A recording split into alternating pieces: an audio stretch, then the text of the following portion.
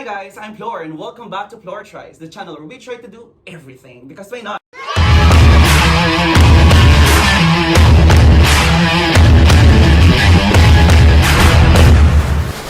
So yun nga, medyo hindi pa obvious na ngayon. Sa kabila ng pasensya niya sa Maritza, sa kabila ng lipa ng mga pailaw, paganda sa paligid-ligid, kaya sa mga taong nangangaroon niya, if hindi pa obvious, well, friend, magpapasko na.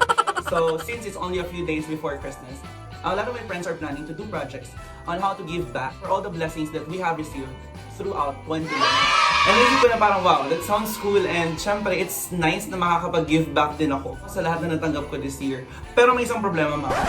Wala akong pera. Wala akong pera. That's when a bright idea came to my mind. Since marunong naman ako magluto, what if magluto ko ng Leche Flan tapos ibenta sa mga Filipinos dito? And then I will have fun. So yun, nag-post ako online and maganda naman yung response. So far, meron akong 3 orders.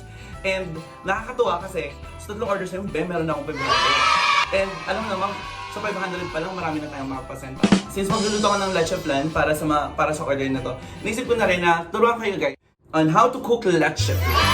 So yun, without much ado, for today, Plor tries foods and I will be teaching you how to cook Leche Flan. So first, of course, you need eggs. I love it! Kailangan kumain ng 10 pieces of eggs para sa 1 can of evaporated milk and 1 can of... So I'll show you guys how to separate the egg white from the egg yolk.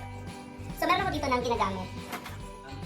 Tada! Ito ay parang egg white separator. Nakalisin talaga siya para matanggal yung, ay ma-separate yung egg white tsaka yung egg yolk. So we need a container to put all our egg yolks and egg yolk. So madali lang siya guys. So yun, lagyan mo na ng crack, tapos open it slowly. Ayan. Tapos, put the egg white here, carefully. There. And then if it's finished, lagyan mo na. That's perfect. Make sure na hindi maghahalo yung egg yolk tsaka yung egg white kasi it can affect the flavor of the leche flan you're trying to cook. Hindi naman siya mahirap gawin. Be careful lang kasi dati, lagi ko nababasag yung egg yolk. Ay, syempre, hindi naman ako maingat.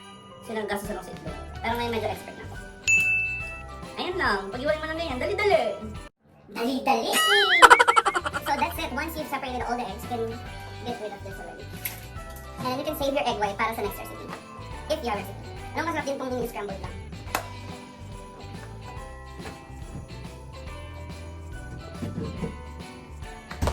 And number 2, that you have to mix the milk, the egg yolks, and some vanilla para mag-flavor dito sa ating Leche Flan.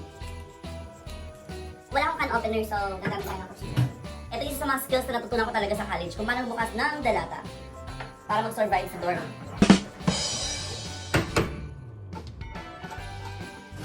And ayan. And medyo bukas na siya. So we can just, as I said, just mix it in.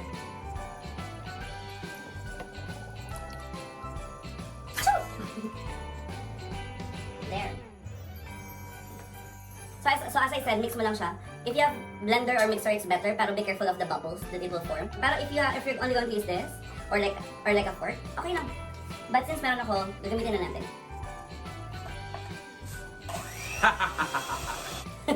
Wait lang, seryoso tayo guys, seryoso tayo. So, ito ay ilalagay na natin dito. And let's turn it on. Medium lang, para hindi magkalat yung ano mo. And then A few moments later. And then let's begin.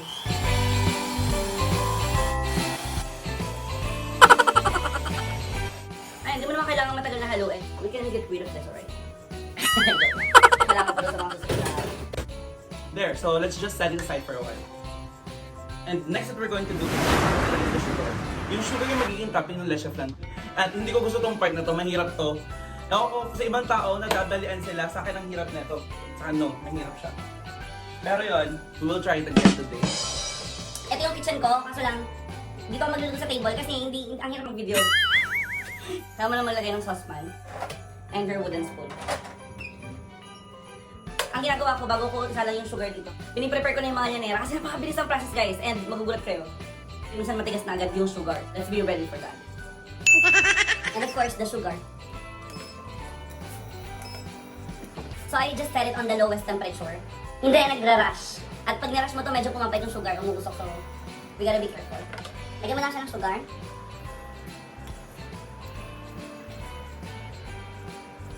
Ayan, mabilis magbuo yung sugar, so you have to be careful. Ayan, simula na mag-caramelize. Pag nakita nyo guys, na medyo natutubig na siya, make sure na hinahalo mo siya constantly kasi mabilis matutong, promise. Ayan, dumidikit. Tapos tinitin ako online kung mga tips kung paano gawin. So, may mga nagawa. Oh, it's just so easy. And I can do it in a heartbeat. Ede, wow, dahil. Okay guys, medyo nagmimelt na siya. Oh. Ayan. Halo lang kayo ng halo. Ito naman, tunog agad. Kala mo naman. Okay, so liquid na. Dahil from here, dahil mabilis tayo gumalaw. Ilalagay na natin sila sa ating mga llanera.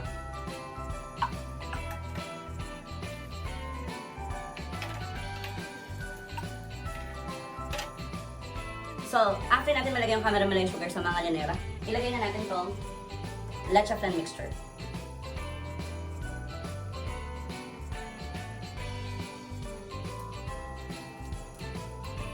So after nito, ilalagay na lang natin ang foil at iisin na natin.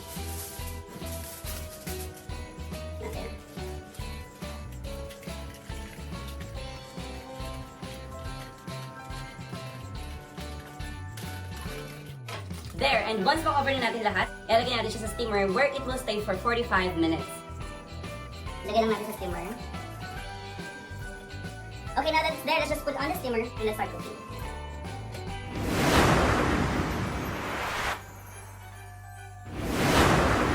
And we're back. So, 45 minutes have passed and feeling ko luto na to. I'll show you guys our leche flan. Yeah, ingat. Mainit pa. And ito, just get one. So, ito na nga yung end product natin. Let's see. And look at that! I think it's nicely done. And let's try it. Let's try to put this on a plate. And let's scrape the sides.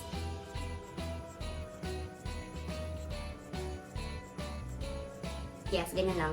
And this is the moment we've been waiting for. The moment of truth. The moment of all moments.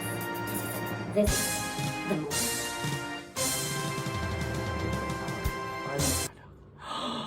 Ain't that beautiful? So nice. Guys, sarap. Let's taste it.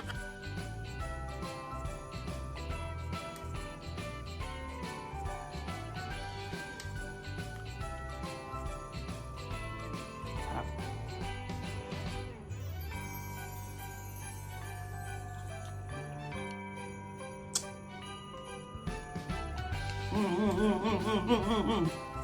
Kasi lang perfect yung medyo may parang dense yung leche flan pero nonetheless it's perfect. Buo siya at masarap. So, well. So, that's it. Kakain muna tayo. So, you guys have watched the video. So that ends our vlog for today. Please continue on watching for my next Vlogmas. And if you guys can, please order my leche flan so that we can help more. So if you guys have comments and suggestions of what I'm going to try next, please just put it down in the comments below. Because Plor Tries Everything is the channel where we try to do everything. And send me your likes and send me your love. Please continue to subscribe on my channel. Don't forget to drink your water and send your love to your loved ones. Bye!